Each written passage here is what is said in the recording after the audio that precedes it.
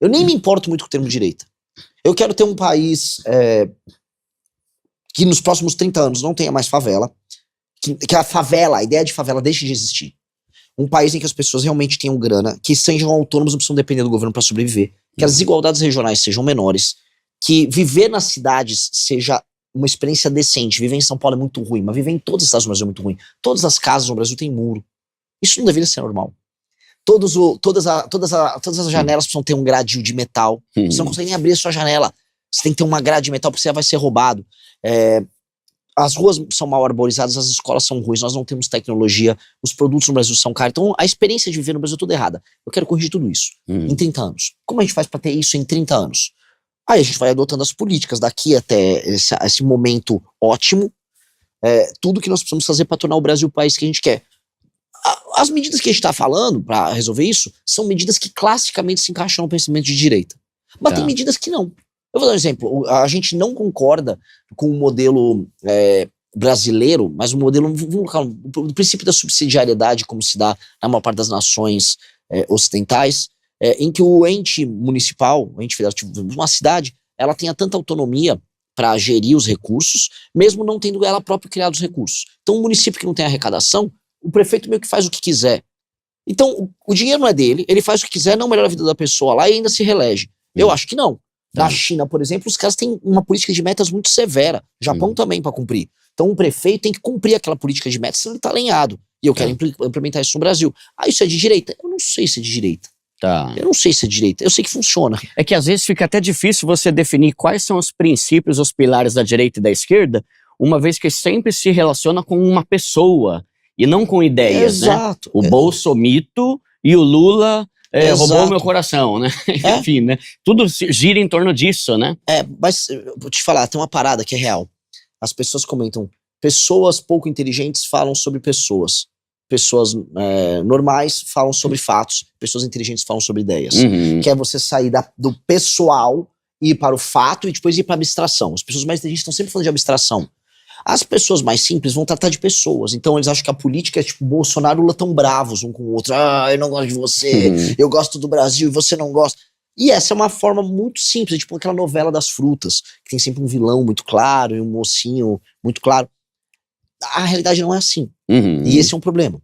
Mas aí tem um ponto também, que eu acho muito legal essa reflexão, né, de pessoas falando sobre pessoas, ou sobre ideias, ou sobre...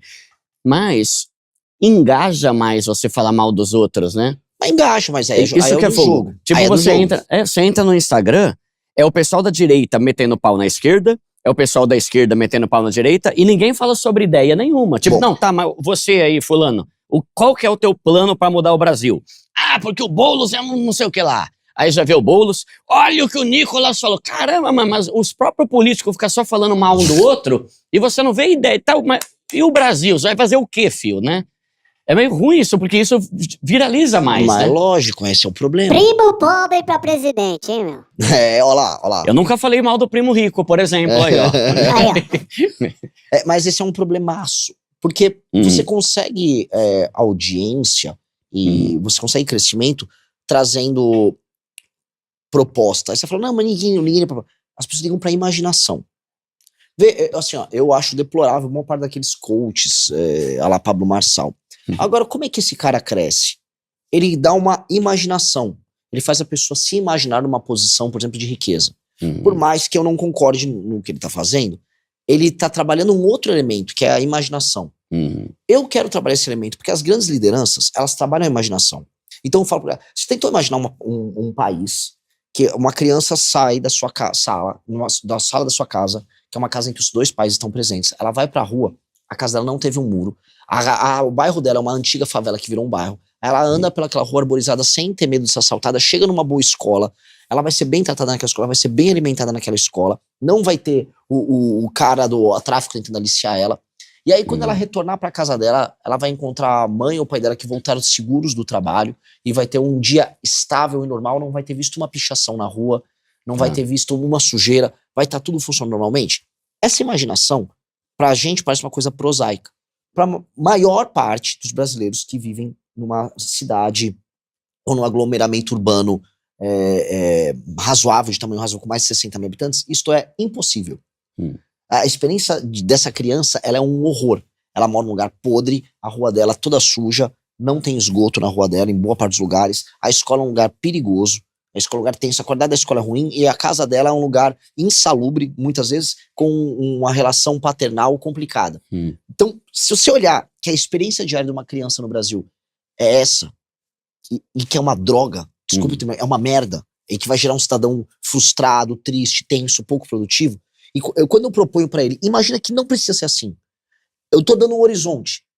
A pessoa fala, pô, eu quero viver nesse país que esse maluco falou. O país que esse cara tá falando é um país legal. Legal, então chegamos a um ponto. Vamos agora construir esse país? Pra se a criança conseguir andar na rua, eu tenho que destruir o crime organizado. Pra casa dela ser decente, eu preciso desfavelizar. Eu preciso investir em saneamento básico. Pra investir em saneamento básico, eu preciso fazer os cortes de gasto na parte orçamentária fiscal do governo para sobrar espaço para investimento. Para eu mexer na escola dela, eu vou ter que mexer com o lobby do sindicato dos professores. Então, todas as políticas estão atreladas a esse Brasil que precisa fazer. O que eu vou fazer é só imaginação. Vou bater nos outros no caminho? Vou. Porque preciso. Porque eu não preciso só por questões eleitorais. Precisa porque quando tá errado, você tem que confrontar. Mas não pode ser só isso. Minha política não pode ser, estou indo na eleição porque eu tenho que derrotar o lulismo e o bolsonarismo. Não, não é. Eu tenho um sonho aqui, e meu sonho é muito melhor do que esses caras estão impedindo a gente de chegar no sonho. Aí entra o confronto. O confronto tem que ser condicionado ao seu sonho. É pelo menos o que eu acredito. Tá, boa. E vamos pensar aqui, Renan, quais são os principais projetos? Você deve ter 1 milhão de sonhos, que falta 1 milhão de coisas para melhorar o Brasil, né? Mas pensando nos pontos principais, quais são os que você vai mais se empenhar em melhorar no Brasil e como? Por ordem do que precisa ser feito. Vamos colocar aí. Pensa assim, você já viu aquela coisa da pirâmide de Maslow, que são a pirâmide das necessidades humanas? Isso. E embaixo é tipo sobrevivência, que é basicamente assim, você não ser devorado por um bicho na pradaria, você não morrer de fome, você cuidar das suas necessidades fisiológicas. Então, o que é o básico? Eu tenho que destruir o crime organizado, porque as pessoas têm medo de andar na rua. Tá, então segurança é o principal. É o básico, sem segurança eu não resolvo nada. Tá. A maior parte das pessoas que vivem em áreas que precisam de ajuda, as pessoas pobres, essas áreas estão tomadas pelo crime. Então o Estado não consegue interferir a contento porque tem um bandido armado ali. Eu preciso destruir o bandido armado. Eu preciso fazer as pessoas pararem de ter medo. Isso ser feito rápido. E você acha que esse, além de ser o mais importante, é o mais difícil? Não. Não? A real não é difícil destruir o crime organizado. É bem mais fácil do que a gente imagina. O problema é que a gente se esforça em perder pro crime organizado. O problema é que a gente não tem leis. A gente montou todo um sistema penal que facilita o cometimento de crime, facilita o bandido ser reincidente, ir pra cadeia e voltar. Na maior parte dos casos ele nem pego facilita o menor entrar pro crime. A gente facilita tudo. E facilita a existência dessas facções. Então nós temos que alterar, do ponto de vista nacional, os marcos legais na legislação penal, lei de execuções penais, e passar o que a gente chama de direito penal do inimigo, que é um instrumento que isola, faz um corte em quem é o que a gente chama de inimigo, que são os membros das facções, que eles dispõem de menos direitos de defesa, e aí o Estado vai pra cima deles, destrói esses caras.